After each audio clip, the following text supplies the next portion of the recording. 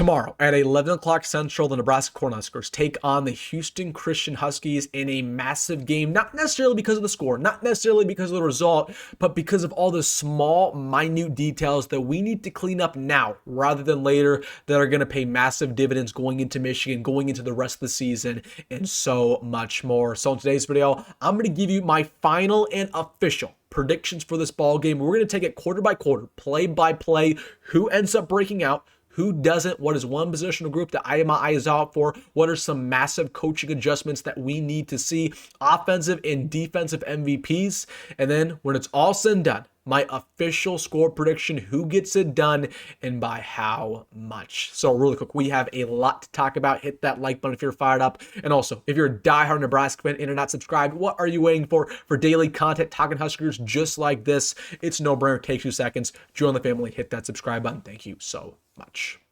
But without further ado, we have a lot to talk about. Nebraska has a huge game tomorrow. Not necessarily because of getting the victory. And I've heard all the chatter all week long. People are disrespecting Houston Christian left and right. They say they're an FCS team. It's not going to be competitive, this, that, and third. And they might not be wrong, but it's bigger than that. It's deeper than that.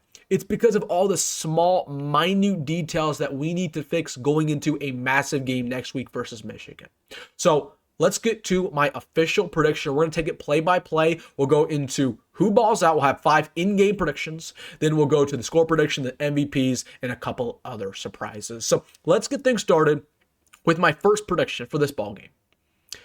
We figure out our running back 2, and it's not who you're expecting.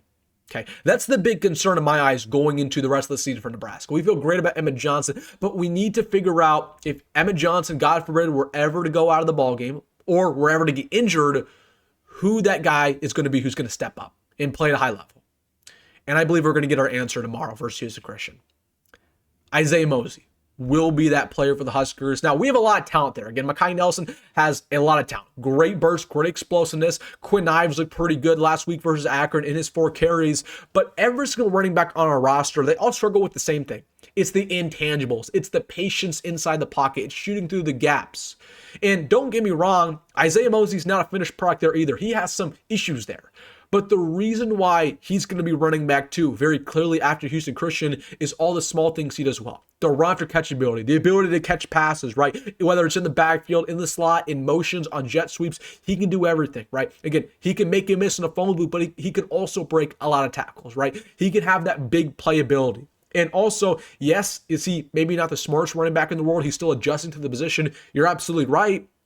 But because of the fact that he's going to get more reps this week and going forward, he's going to build that confidence and he's going to get better, right? You got to build that throughout games. And it's going to be the same deal with Mekhi Nelson. Like, he'll get better with his intangibles when he gets more reps. But Isaiah Mozee, with his coachable ability, he's one of the most coachable players on the team, as people like to say.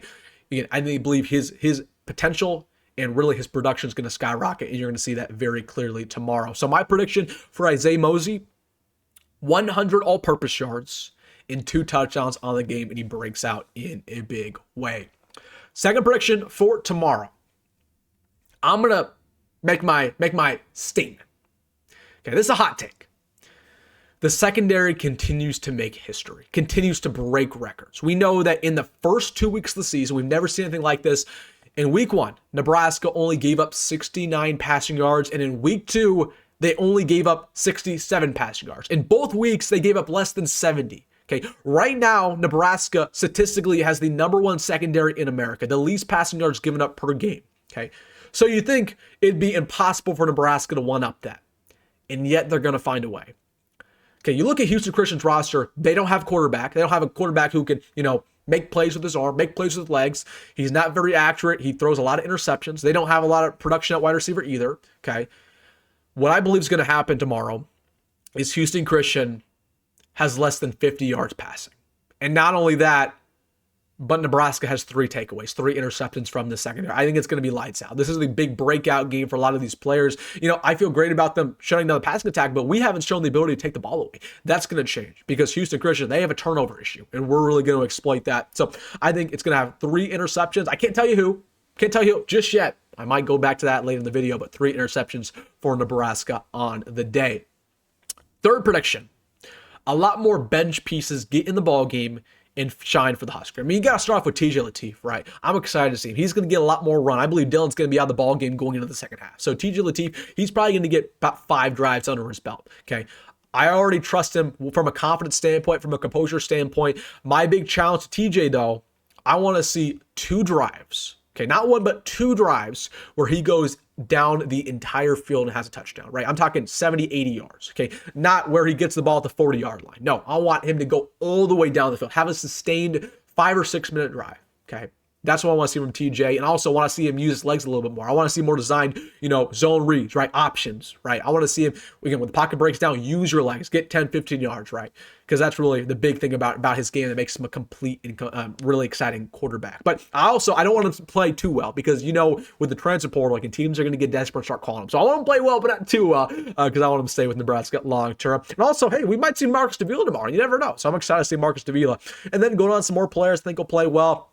I want to see Carr Nelson produce.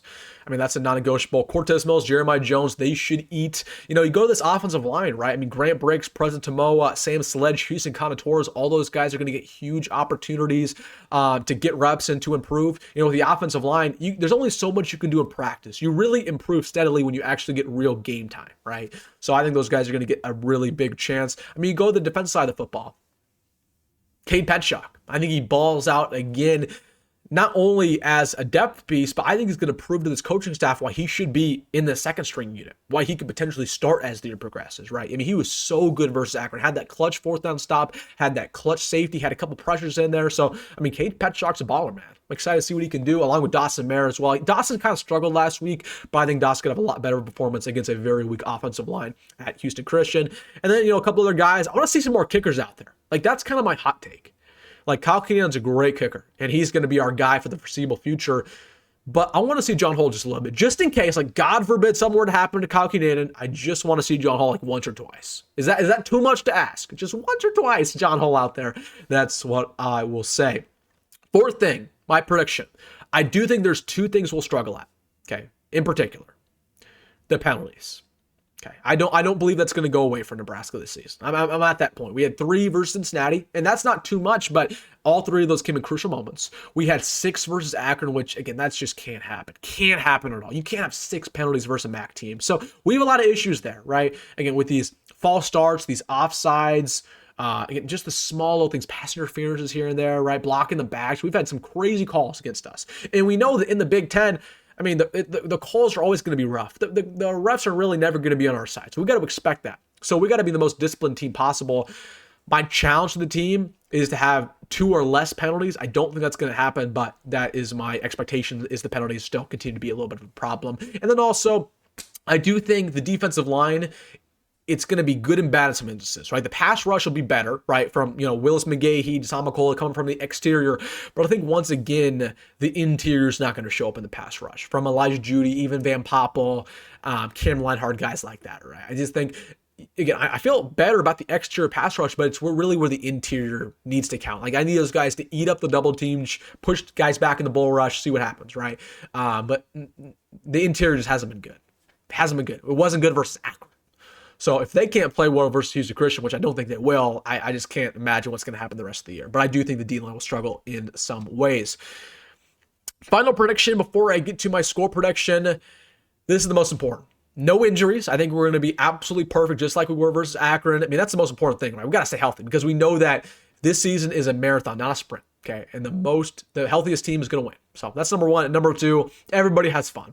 Everybody has fun. That's what football is all about. Not only the players are going to have fun, but as fans, we need to have fun tomorrow, right? We should win, okay? We should win. We should win.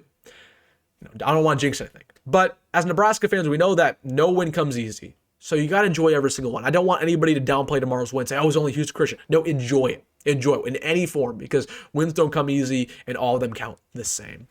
All right, score prediction for tomorrow. Here it is. 59-10. The Huskers get it done in Memorial Stadium. I know what you're thinking. Wilson, how could Nebraska possibly have a worse score than last week versus Akron when they're playing a worse opponent? Well, I mean, there's a couple of reasons. I mean, number 1, the foot's off the gas a little bit earlier, right? We know that last week we were trying to get this offense figured out. We were definitely trying to figure out the defense. So the starters, they were out there well into the 3rd quarter trying to figure out things that we need to work on going forward. Okay, so listen, the foot's going to be off the gas probably going into halftime. We're going to get those reserves in there very quickly, and the reserves are going to struggle a little bit, as they should, right? They're getting their first real chance. Number two, it's a morning game, right? So it's not necessarily going to be a night atmosphere. They're going to be a little bit sluggish. They just woke up a couple hours ago. So there's going to be a little bit less energy inside that building. And some of those guys, their mindset's going to be, okay, we want to get this game over with and get into Michigan, okay? For better or worse, that's going to be the mindset. And then, I mean, the third reason, I mean, this game isn't going to be as personal as what it was last week. Like last week, we wanted to eviscerate Akron because of their head coach, what he did to Matt Rule. Okay, that's a story for another day. We already talked about that. That's not really the mindset this week, right? So, I mean, 59-10 is a great score. I mean, I don't think there's a spread for this game, but we're probably covering the spread, probably. But again, it's not going to be a shutout, and we're not going to put up 70, maybe like we did last week. So, offensive and defensive MVPs. Offensive MVP goes to Isaiah Mozee. Kind of already spoiled that one. I think he has a big breakout day. And then defensive MVP, I'm going to go with Andrew Marshall. I think he has 2 interceptions, not 1, but 2. Hey, maybe he brings one back to the house. I don't know that, but I will say I do think he has a couple interceptions for the Huskers. So, all right, guys, take 5 seconds, 10 seconds, 1 minute. Okay, take your time, go to the comments section, and let me know your score prediction. I absolutely want to hear what you have to say. Again, if you made it this far, hit that like button and subscribe. I want to let you guys know the game plan for tomorrow. It'll be a little bit different. We're trying something new.